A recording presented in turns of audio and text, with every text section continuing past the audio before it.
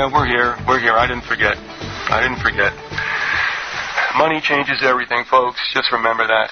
This is the Grassy Knoll, April 4th, 2007. We have with us today the brothers Collins, Philip, and Paul, and we're going to talk about the second part of a two-part article they've written entitled The Deep Politics of God, the CNP, Dominionism, and the Ted Haggard Scandal. If you want to check out the work, please go to conspiracyarchive.com, hit the button on the left for commentary, you'll find them. Guys, thanks for coming back. Good to hear from you again. Hey, thanks for having us back, Liz. All right. Listen, do me a favor, just at the outset here. Will you do a thumbnail on the CNP, just on what it states it's supposed to be?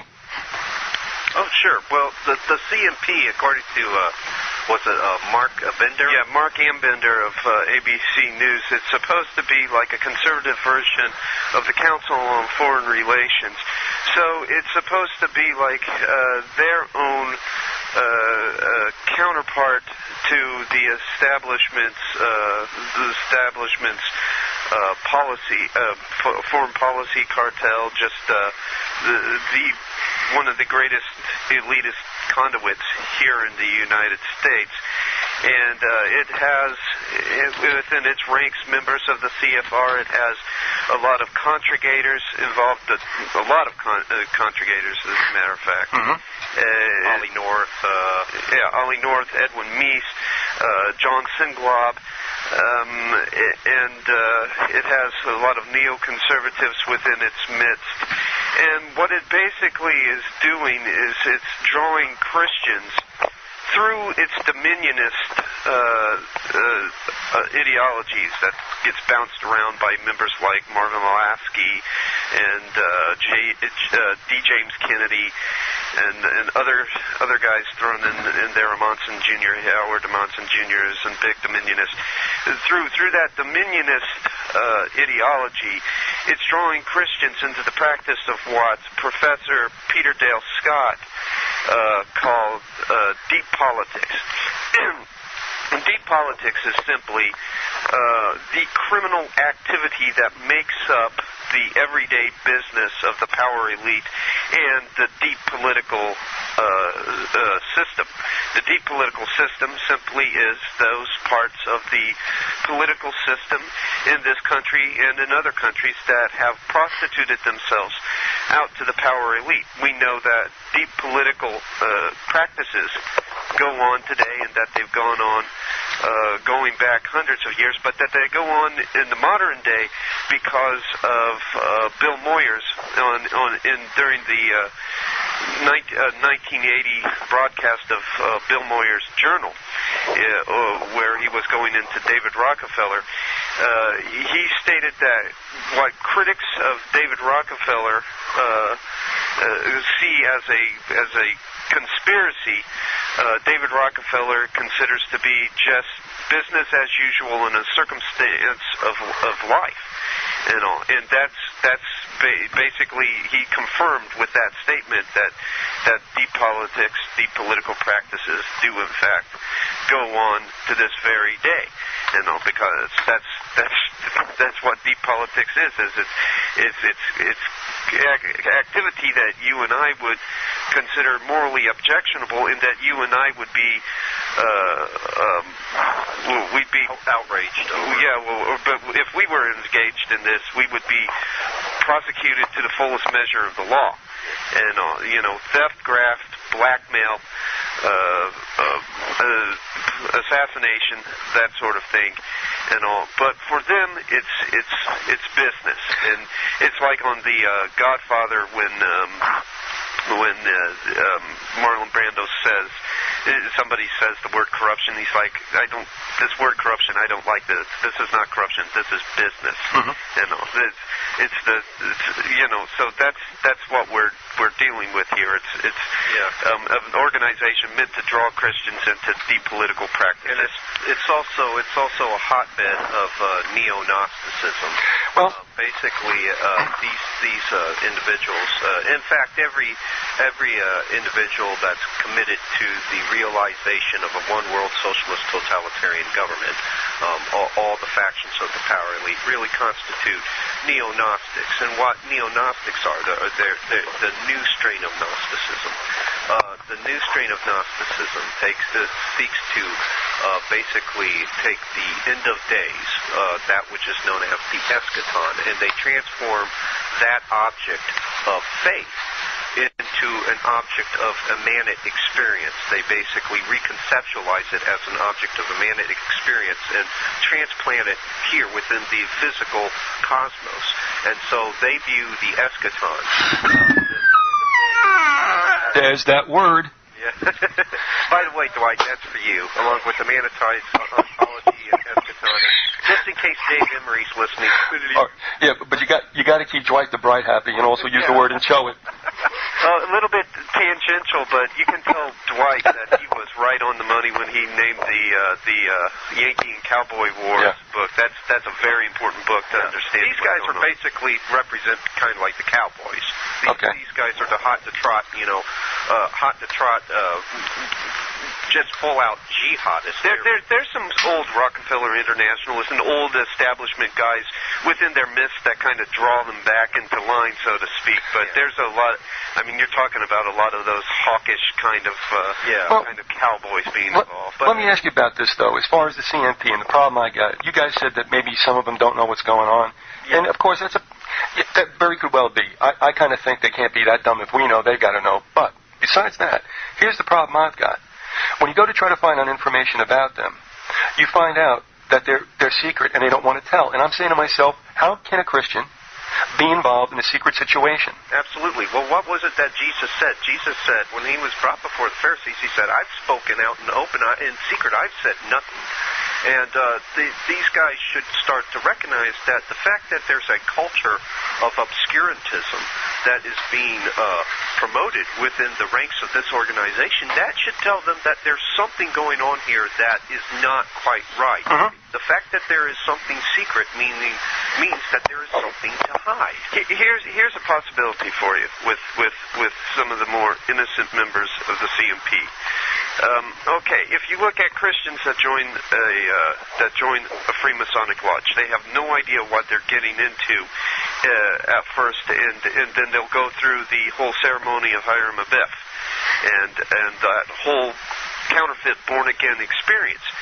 And they'll say, well, that was weird, and then they'll just go home and they'll sit there with their wife, and their the wife will ask, well, what did you do at the lodge tonight? Well, it was weird. I went through this whole thing, and they raised me up from the ground, and the whole jazz and everything.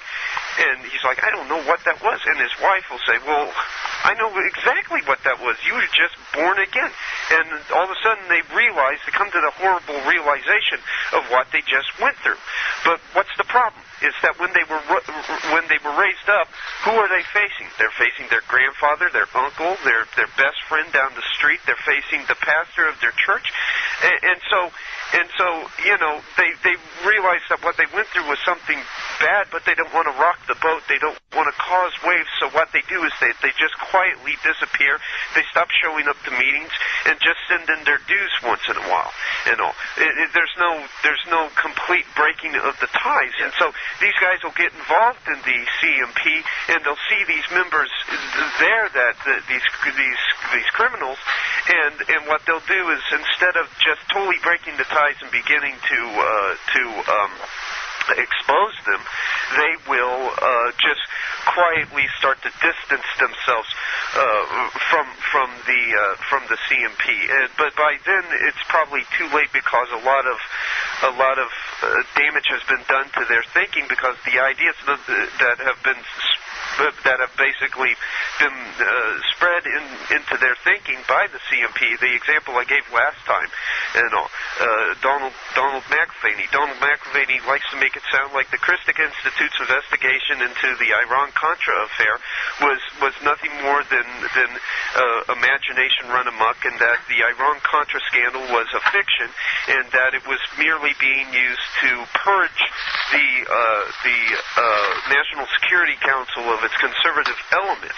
Well, there's a half-truth in that. I believe myself that the Iran-Contra scandal was used because liberals have an agenda too, and ought to basically get rid of conservative elements within the National Security Council. That being said, however, The Iran-Contra scandal was by no means a fiction whatsoever. If it wasn't, we wouldn't have had Ollie North shredding untold numbers of documents involved in the whole Contra war. Let me ask you something. You said something. Would you repeat what you said about the Christic teachings? The Christic Institute? Yeah. The Christic Institute was basically doing an investigation into Iran-Contra.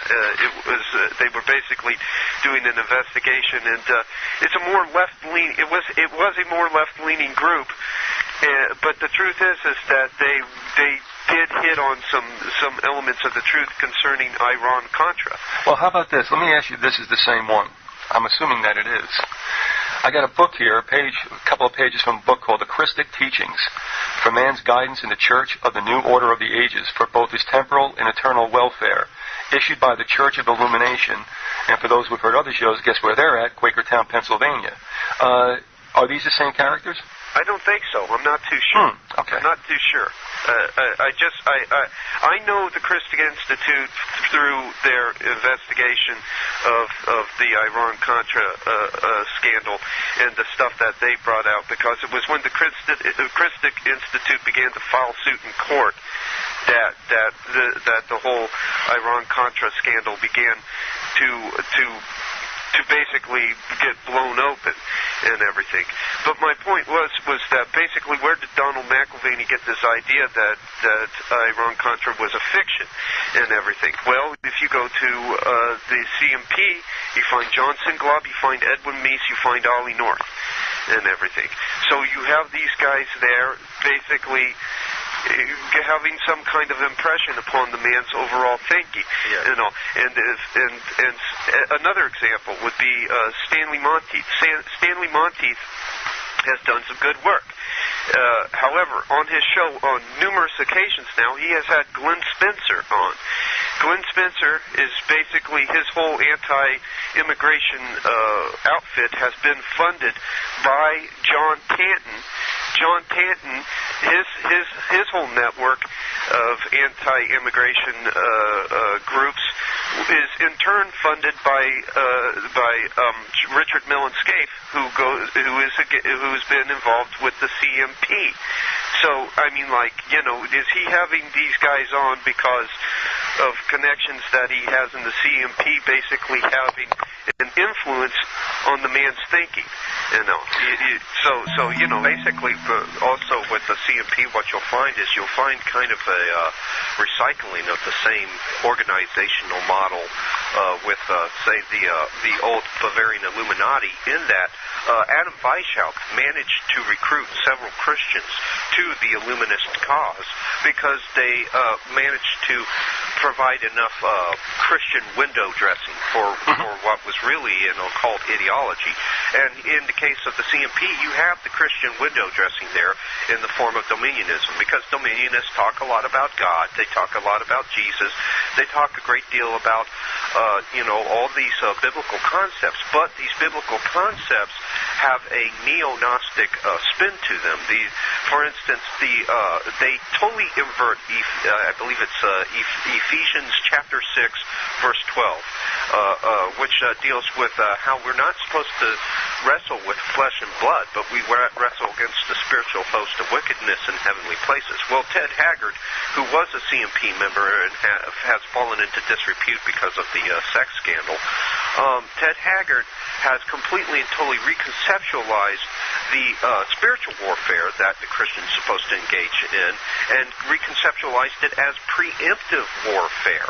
Well, this is just vintage neo-Gnosticism, because what he has basically done is he's eviscerated Christianity of any spiritual elements and completely relocated spiritual warfare here to this plane of existence, the physical plane of existence, and transformed it into preemptive warfare, which of course suits the needs and desires of the neoconservatives, who are closely aligned with CMP members and closely aligned with dominionists.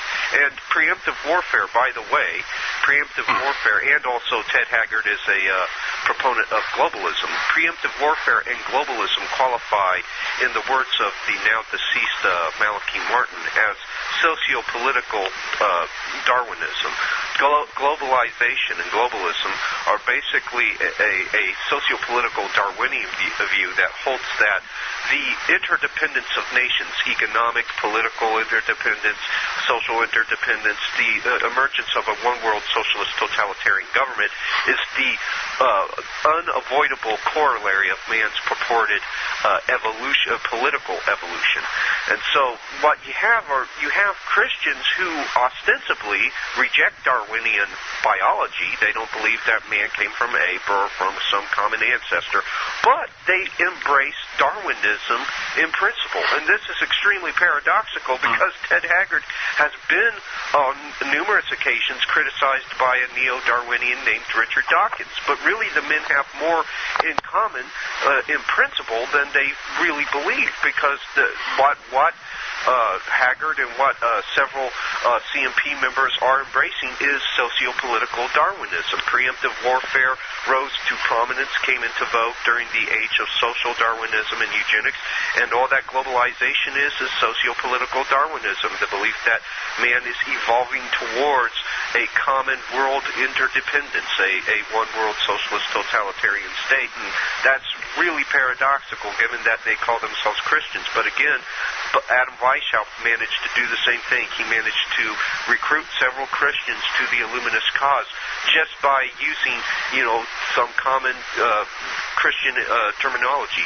He spoke of Christ and anything, but when he spoke of Jesus, he was not speaking of the same Jesus that many Christians thought he was speaking of. He was speaking of Jesus as, in his own words, quote unquote, the asserter of the empire of reason. And that's a lot different from Christ as we know him. Jesus is not some asserter of rational thought and the primacy of the human mind, of human reason. But that was what he saw Jesus Christ as an avatar, as a new age avatar, somebody who had come along to help speed along man's progress towards becoming his own Messiah through the powers of his own cognitive abilities. And that's basically what Adam Weishaupt did, was he reconceptualized Jesus along these Gnostic lines. And that's what the Dominionists do. They reconceptualize Jesus along more Jacobin contours. Jesus becomes more of a political revolutionary. He's not willing to come back unless they stage a political coup. Well, that's what I was going to ask you. I mean, doesn't it ever... See, I can't believe that this notion hasn't dawned on any of these individuals that are in there, and especially the principals, mainly because, you understand it isn't for we, the brethren, to take matters in our own hands. They've got to know that, so the only conclusion I come to is they deliberately and willfully blow through the stop sign. Well, I would agree with that, except that we have examples of, in the past, Christians being basically hoodwinked like this and all, because they keep just enough Christian terminology and enough ideas and concepts that people are familiar with there to basically fool a person into believing that it is Christianity. Yeah. Like Phil was saying, I mean, the Illuminist, who is basically the group, in our opinion, that systematized the means and methods that make up deep politics and all. They fooled tons of Christians. Tons. I mean, like at one point in his writings, Weishaupt bragged about how he had basically won a major Protestant preacher over to his cause and went, "Oh man, how is there anything you cannot be convinced of?" But also something to take into consideration here is that perhaps some of these people rationalize it. they might rationalize their involvement with dubious beliefs and people who believe dubious things, but because they get so frustrated. The fact is that the political system, as we know it, is not favorable to the Christian worldview, and it's not favorable to Christians. And so they figure, well, these people, no matter how dubious their belief systems, these people can provide me with the social and political capital that I'll need to help push Jesus' agenda across. The enemy of my enemy is my friend. Exactly. That they kind of rationalize it along those same lines, and that's the problem with politics. You know, people get in, well-meaning idealists, and they think, well, you know what? If I have to deal with this individual, no matter how dubious they are, this person is going to help me do something good, and it never ever works that way. The human creature is complex in that we seldom come across somebody that is pure evil or somebody that is pure good. We run a spectrum. Yeah. So it's kind of like the movie King of New York City with Christopher Walken. At one point, Christopher Walken plays this just horrible mobbed up guy who's doing all sorts of terrible things. And throughout the course of the film, he just does terrible things, kills people, just steals and loots and all sorts of terrible stuff. And at one point he says, though, to a close confidant and friend of his, he says, I don't have much time left here. I don't have too much time left on Earth. But before it's all over, I'll do something good. And the whole idea is yeah, I have had to kill, I've had to steal, but something good will come out of it. And it's just reiterating Weishaupt's own mantra that the ends justifies the means. Okay. These people will rationalize. But all right, let me throw you at what I believe. First of all, these people are supposed to have the Holy Spirit. Right. Okay. That rings bells automatically. My feeling is you got to want to believe the lie. You got to want to be deceived. And like the song says, excuse me for my backstreet bromides, it's like you knew damn well I was a snake when you took me in. And that's what I see with these cats. They know it. They heard the sirens. They heard the whistles. And no matter what their good intentions are, they are putting themselves in front of what the Lord's will is. I just can't see that they didn't shut down, the bells and throw the Holy Spirit in the freezer until later. Well, though, I mean, it's kind of like I forget who it was that said this, but in hell, conscious will be the loudest thing that anybody in hell will hear.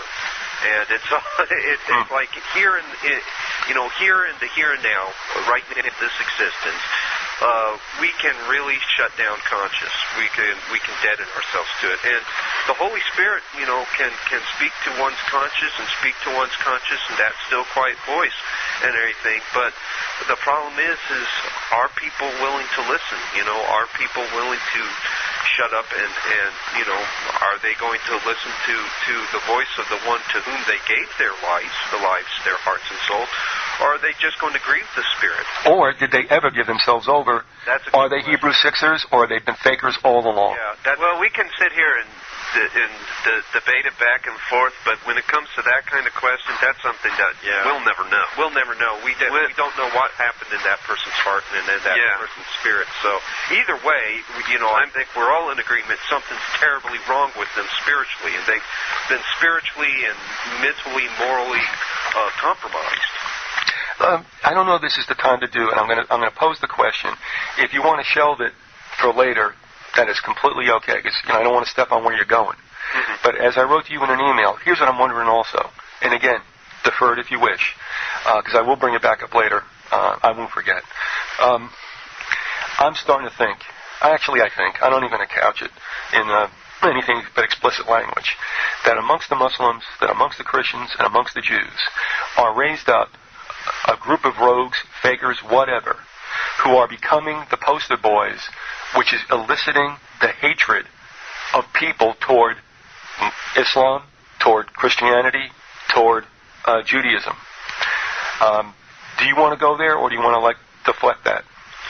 I think that you're correct, and that actually that kind of brings us into what I kind of wanted to go into. All right, great. This week. Malachi Martin spoke about what he called the super force.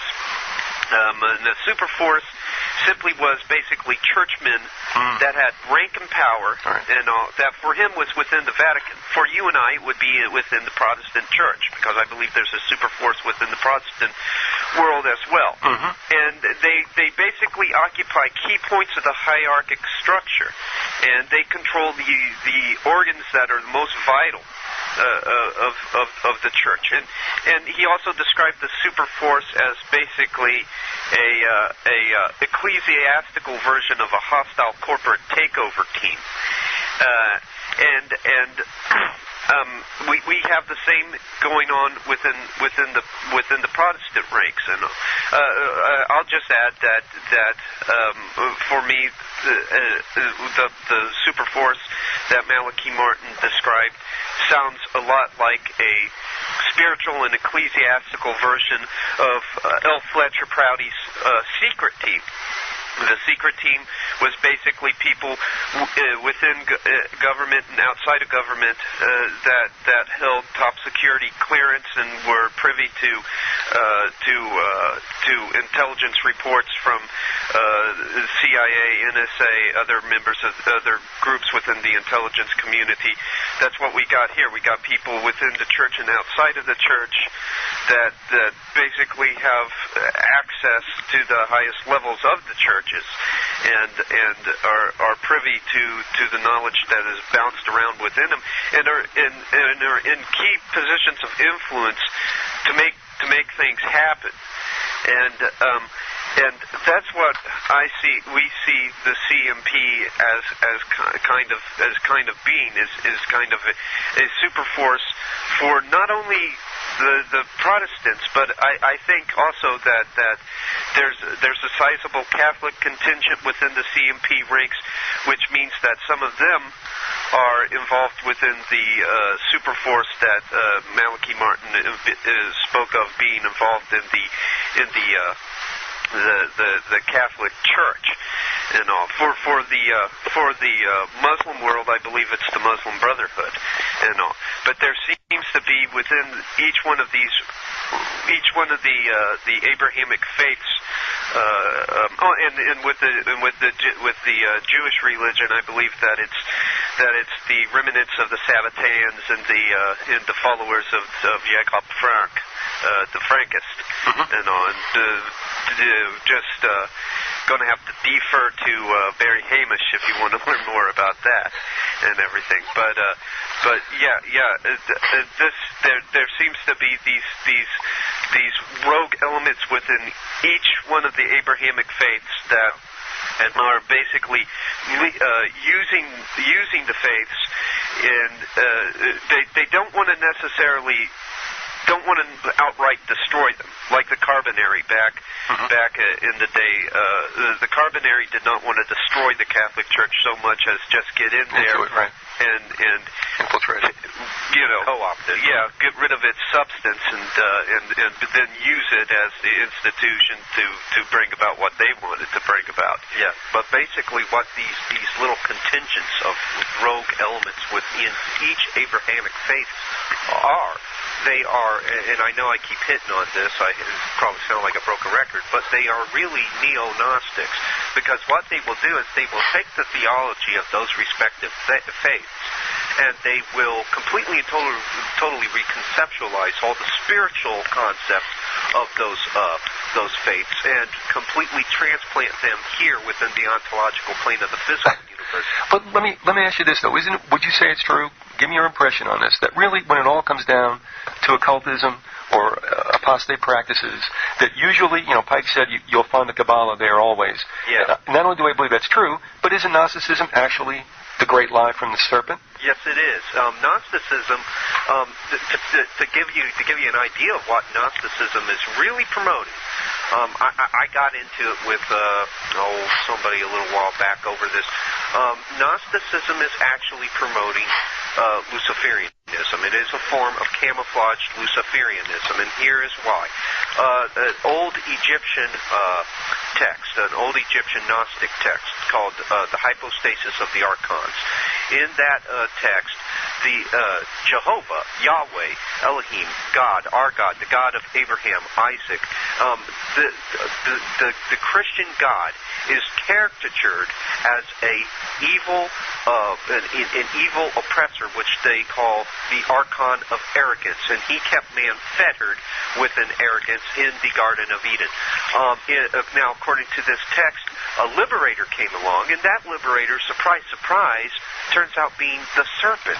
And the serpent acts as kind of like the facilitator for man's the journey along to gnosis. And of course, the serpent's efforts are thwarted, and man remains fettered in ignorance. And according to the text, man would later have his progressive development towards gnosis facilitated by Jesus, who the Gnostics depict just as, not as Savior, not as Messiah, but as just an avatar, just as Adam Weishaupt depicted him, just as a teacher who facilitates man's gradual journey towards employing his own cognitive powers as the source of his salvation. That's the core of Gnostic doctrine, is self-salvation. They don't believe in salvation from a transcendent God. They believe salvation comes from within. Salvation comes through gnosis. Salvation comes through the cognitive powers of man. And this is what Adam Weishaupt taught when he called Jesus the asserter of the empire of reason. Reason with a capital R, because reason, human reason, has been apotheosized, has become God, and is our supposed facilitative element that helps us, facilitates our journey along to becoming God. But isn't it interesting, too? You can see this in Rockefeller Center, which I think is an interesting place for obvious reasons. Yes.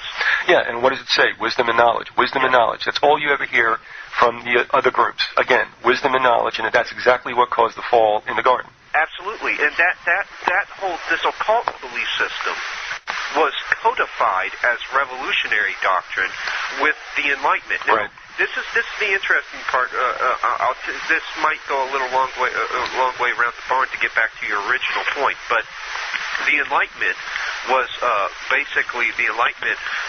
was a backlash against the religious community after the 30-year war, because people were so horrified by the religious fanaticism and the bloodshed that came out of that. The Enlightenment came along and presented itself as the secular alternative, but the Enlightenment's Bible was Diderot's encyclopedia, and encyclopedia was adorned with the symbols of occult Freemasonry, but more importantly, it had an illustration. The first edition had an illustration of Lucifer on it. And Lucifer, they looked to Lucifer as a symbol of man's own ability to achieve apotheosis through his own cognitive powers. Lucifer symbolizes reason apotheosized. Now today, and this is taking it back to your original point, today, thanks to the Dominionist and the other neo-Gnostic elements that have co-opted traditional Christianity, you hear secular progressives like Michelle Goldberg and Chris Hedges talking about the war against the Enlightenment, and this is why the Dominionists and the Christian, these what they call Christian imperialists, must be stopped. They do correctly identify the enemies with the Dominionists and the neoconservatives. They do correctly identify them as the enemy, but why do these secular progressives believe they must be stopped? Because they are waging, quote-unquote, a war against the Enlightenment.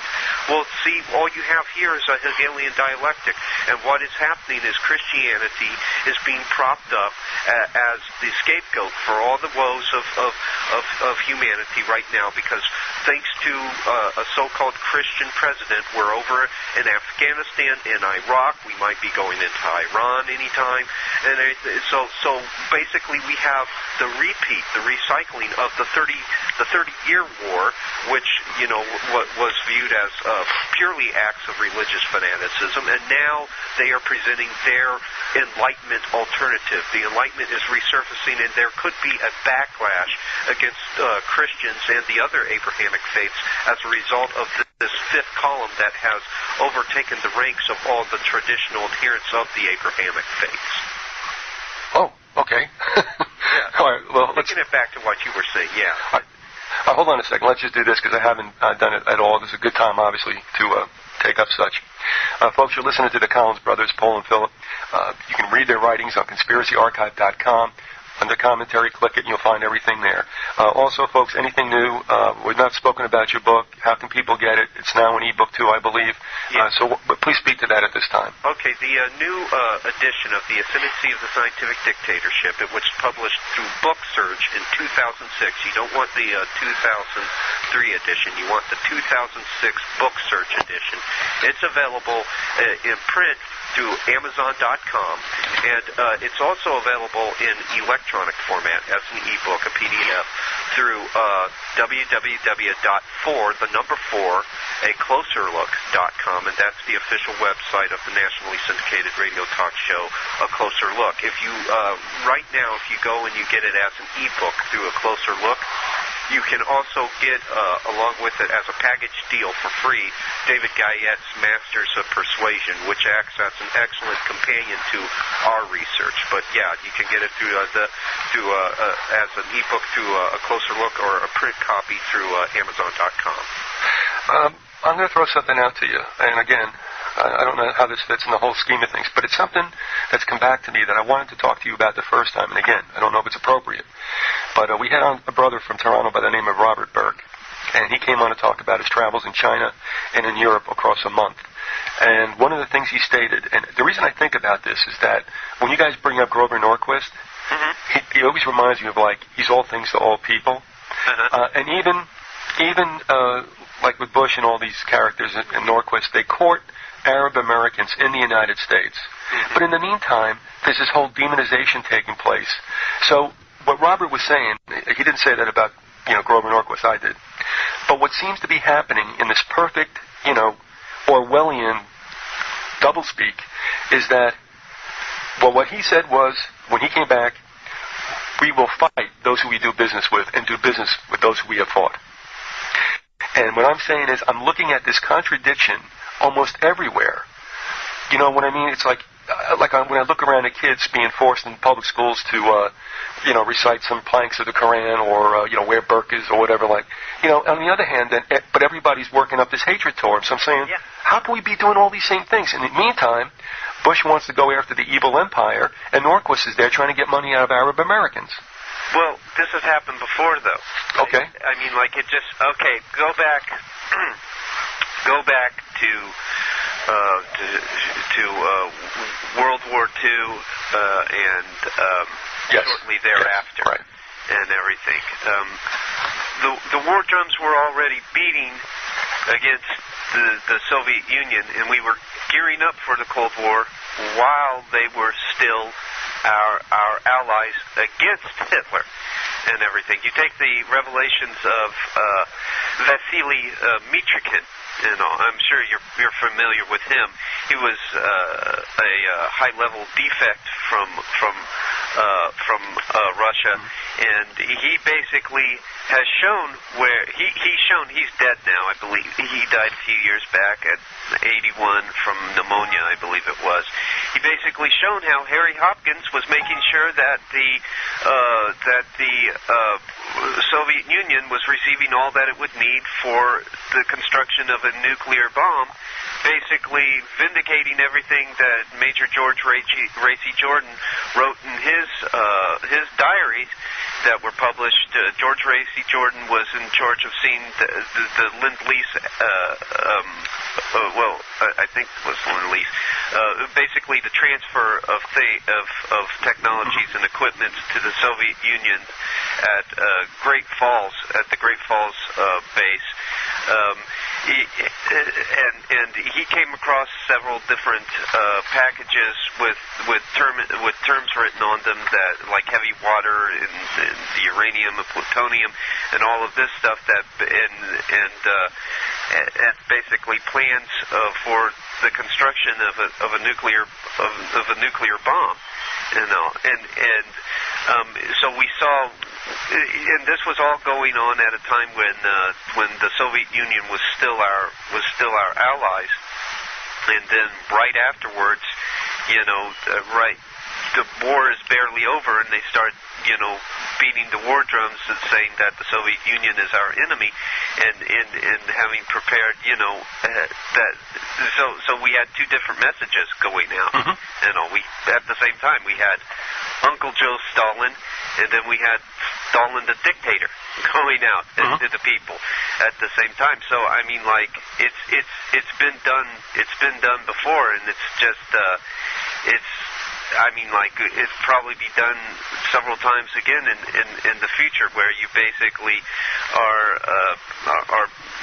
promoting them and then decrying them at the same time. It really, what American businessmen did, financiers and industrialists, is they made sure also, of course, and I have that article on my website, and the only reason I bring that up is that in 1976, somebody came out and said, check out what GM and DuPont, and I believe Ford also, did with the Germans prior to World War II. I mean, it was out there, but people like myself at 25... And then you got on the other side, you got CMP member Frank Gaffney saying, "Shame on you, Grover Norquist," and we got to fight these radical Muslims. And then even the more uppity Dominionists saying, "Well, we got to go over there and put in with military force." Yeah. Well, you got people who are closely aligned with the Dominionists and the CMP, like Ann Coulter, going on talk shows and say, "We basically got to go over there, kill them, kill their leaders, chop their leaders' heads off," I believe was what she said. She actually promoted decapitating them or something, and convert them to Christianity. Like a conversion experience in Christianity is something that can take place through coercion. But this is... Yeah, but here's what I sit here and I watch this slut. All right, let's call her what she is. No, she is. She's a slut. And she comes on and says stuff like that, and you also left out the nastiest thing that she apparently said. And I'm saying to myself, I look at this thing who apparently never got her birthday dress ever dirty. Yeah. And I'm like, do you understand violence? Did you ever get a punch in the nose, understand what it feels like to be on the receiving end of pain? Exactly. And then you go on TV and you start running your mouth about doing this to other people. Yeah. Oh, man. It would be one thing if it was Richard Marcinko who had been there and done that, to go on and start saying, like stuff about killing people and everything.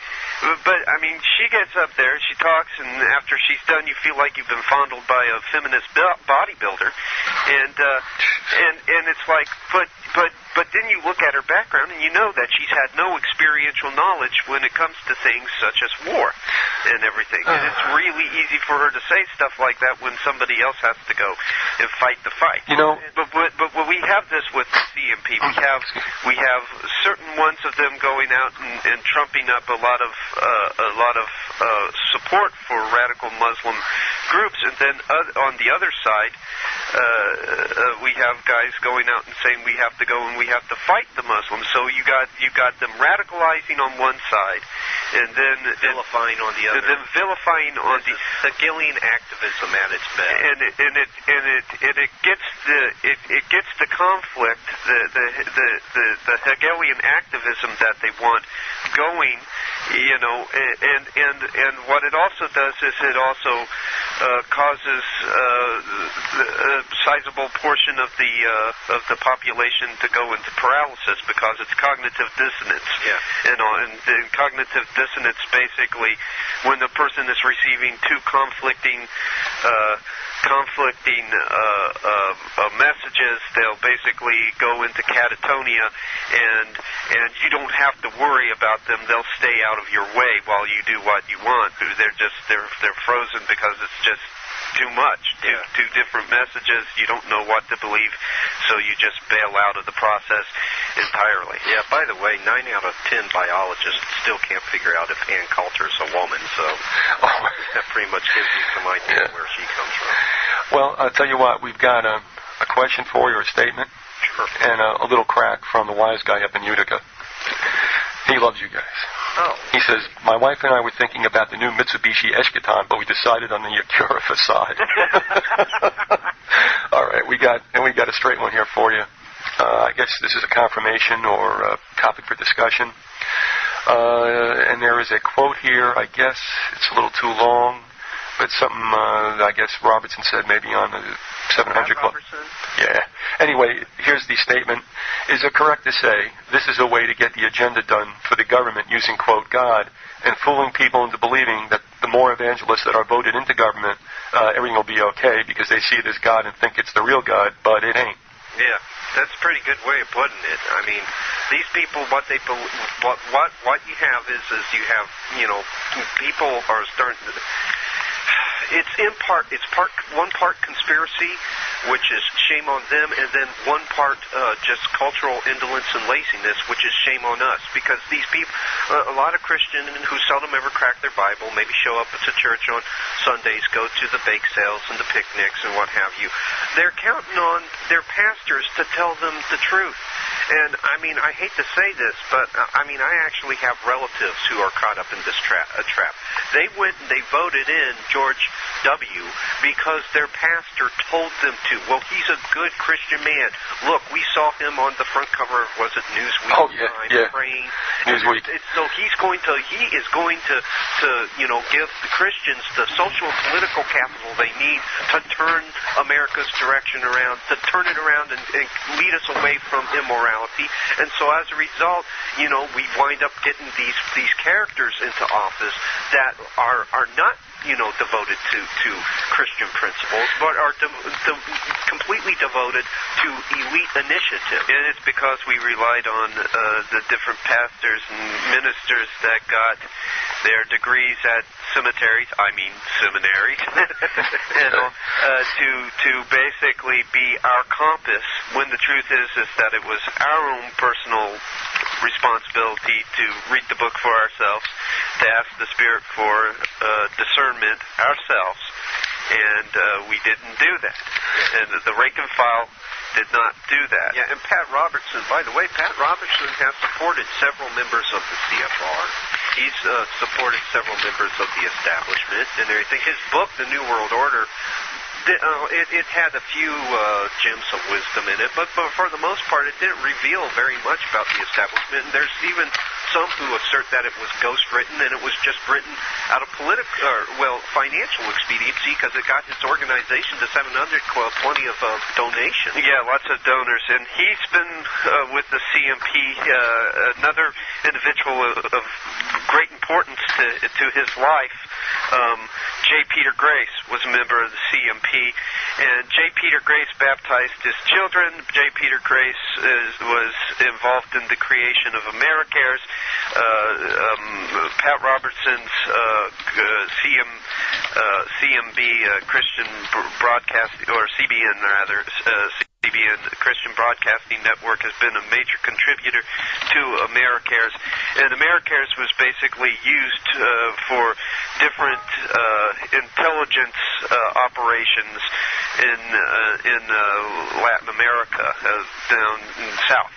And J. Peter Grace also was the man that was responsible for Otto Ambrose, who was connected with I.G. Farben coming to the United States. Otto Ambrose was a Nazi, and so I mean, this is a guy that people are listening to for their and using as their compass and their guide to wade through the murky waters of the political system and make the right decision and everything. I want to. If you heard the sound of the drawer being opened over here, I pulled out that Newsweek issue. Let's see, March 10th, 2003. And I have to laugh because it is such a stage photo. He's sitting there wincing, holding his hand, and it looks like he's squeezing out a turd, to be honest with you. Yeah. Yeah. And then how faith changed his life and shapes his presidency, why his God talk worries friends and foes. Now, I sent you that excerpt from Good Morning America. You sure did. Now, when he was allowed to talk on his feet, nothing says universal God in Christ like that did. Yeah. Well, there was a great deal, I noticed there was a great deal of ambiguity regarding the person of God. Because, really, God, the word God is so nebulous. Exactly. It can mean anything. Anything could be anybody's God. I've heard a lot of people, would say, Nature is God. You know, I mean, it's really that nebulous. It can be assigned to anything or anyone. Mm-hmm. Yeah, I mean, he didn't really speak a whole lot about Jesus. He didn't narrow the definition for himself, and that was probably a political expediency on his part, and it was, you know, because that way God-believing people everywhere could vote for him. Well, and, you know when people are avoiding the use of the Lord.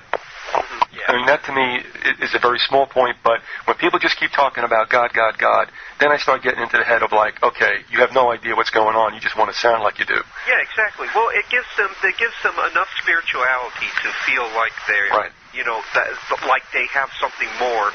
But it also is very non-committal. You don't have to commit to a God. You have to commit to a Lord. If the Lord is the Lord, then the Lord is the one who's steering the ship and everything. But if it's God, he might, you know, be easily reducible to a cosmic vending machine that I put so much cash into and get whatever I want out of it. For us, it's quite simple. You know, in the Gospels, Jesus says, "Go and baptize in the name of the Father, the Son, and the Holy Ghost." And then in the book of book of Acts, they go and they baptize in the name of the Lord Jesus Christ. So when you refer to God, you have to use that name. You have to use the name of the Lord Jesus Christ with us to be, or you could, for us to know what God you're talking about. Otherwise, if you just use the term God, you could mean just a plethora of other things. But that's what it's meant to be. It's meant to represent the what would you call it, the Parthenon of all the available little g gods out there. Mm-hmm. It's delivered. There's one thing I want to throw out to you. I'm going to give it back to you for last comments, and then we got to scoot till next time we meet again.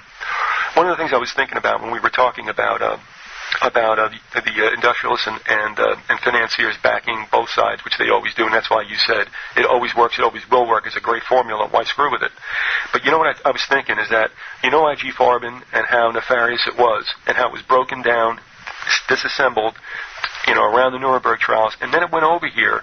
And every time I look at Bayer, Bassif, or Aventis, I'm looking at I.G. Farben. And then what strikes me so interestingly, and maybe it's a coincidence, and maybe I'm delirious, as some would say, idiots, and that is, when I look at the Bayer aspirin or the Bayer logo, there's a reason why it's configured like it is.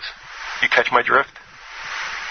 There's some, I guess you could say there's some iconic continuity there. Are we thinking maybe of the Iron Cross?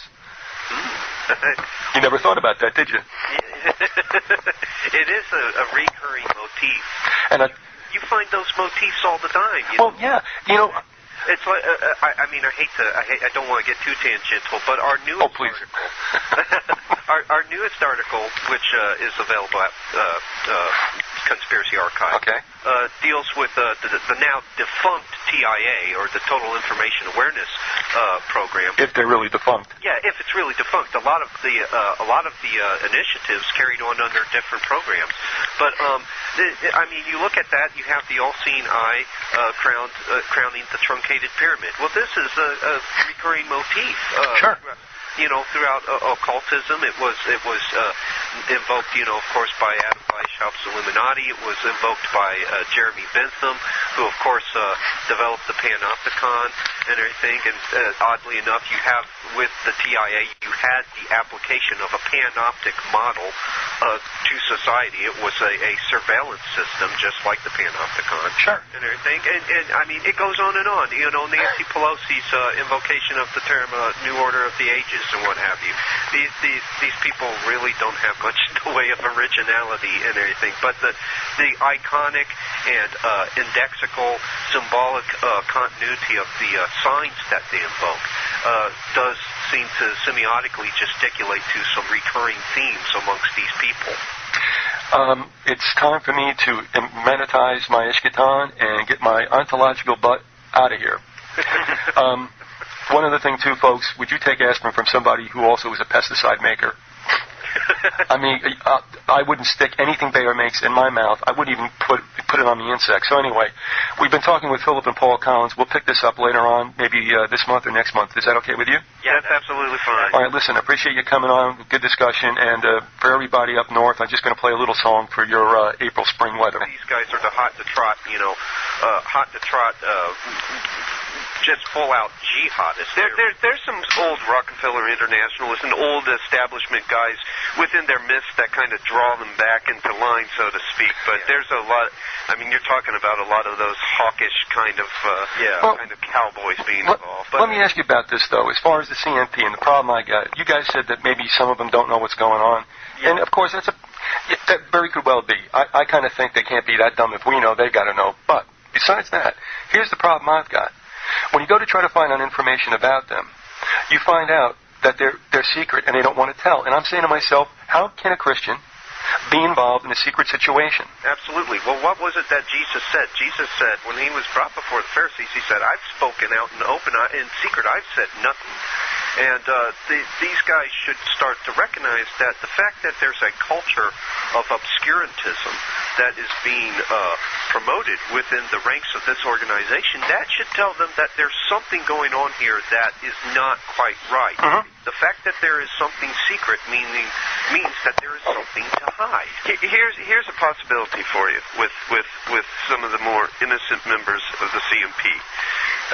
Okay, if you look at Christians that join a Freemasonic lodge, they have no idea what they're getting into at first, and then they'll go through. And during the 1980 broadcast of Bill Moyer's journal, where he was going into David Rockefeller, he stated that what critics of David Rockefeller see as a conspiracy, David Rockefeller considers to be just business as usual in a circumstance of life, and all. And that's basically, he confirmed with that statement that deep politics, deep political practices do in fact go on to this very day, you know, because that's what deep politics is it's activity that you and I would consider morally objectionable, in that you and I would be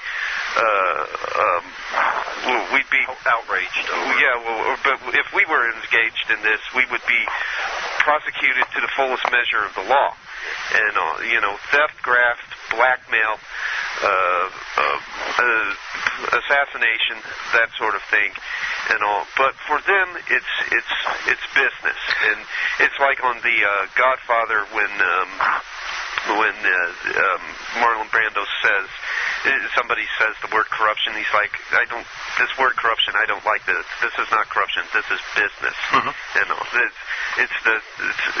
So that's conjugators, as a matter of fact. Mm-hmm. Ollie North. Ollie North, Edwin Meese, John Singlob, and it has a lot of neoconservatives within its midst. And what it basically is doing is it's drawing Christians through its dominionist ideologies that gets bounced around by members like Marvin Milasky and D. James Kennedy and other guys thrown in there, Monson Jr., Howard Monson Jr. and big dominionists. Through that dominionist ideology, it's drawing Christians into the practice of what Professor Peter Dale Scott called deep politics. And deep politics is simply the criminal activity that makes up the everyday business of the power elite and the deep political system. The deep political system simply is those parts of the political system in this country and in other countries that have prostituted themselves out to the power elite. We know that deep political practices go on today, and that they've gone on going back hundreds of years, but that they go on in the modern day because of Bill Moyer's on what we're dealing with here. It's an organization meant to draw Christians into deep political practice, and it's also a hotbed of neo-Gnosticism. Well, basically, these individuals, in fact, every individual that's committed to the realization of a one-world socialist totalitarian government all the factions of the power elite, really constitute neo-Gnostics. And what neo-Gnostics are, they're the new strain of Gnosticism. The new strain of Gnosticism seeks to basically take the end of days, that which is known as the eschaton, and they transform that object of faith into an object of emanate experience. They basically reconceptualize it as an object of emanate experience and transplant it here within the physical cosmos. And so they view the eschaton. There's that word. Yeah. By the way, Dwight, that's for you, along with the manatized ontology and eschaton. Just in case Dave Emery's listening. Yeah, but you got to keep Dwight the Bright happy and also use the word and show it. A little bit tangential, but you can tell Dwight that he was right on the money when he named the Yankee and Cowboy Wars book. That's a very important book to understand. These guys are basically represent kind of like the cowboys. Okay. Yeah, we're here. I didn't forget. Money changes everything, folks. Just remember that. This is the Grassy Knoll, April 4th, 2007. We have with us today the brothers Collins, Philip, and Paul, and we're going to talk about the second part of a two-part article they've written entitled The Deep Politics of God, the CNP, Dominionism, and the Ted Haggard Scandal. If you want to check out the work, please go to conspiracyarchive.com. Hit the button on the left for commentary. You'll find them. Guys, thanks for coming back. Good to hear from you again. Hey, thanks for having us back, Viz. All right. Listen, do me a favor, just at the outset here. Will you do a thumbnail on the CNP, just on what it states it's supposed to be? Oh, sure. Well, the CNP, according to, Mark Bender? Yeah, Mark Ambender of ABC News, it's supposed to be like a conservative version of the Council on Foreign Relations. So it's supposed to be like their own counterpart to the establishment's policy, foreign policy cartel, just one of the greatest elitist conduits here in the United States. And it has, within its ranks, members of the CFR. It has a lot of contragators involved, a lot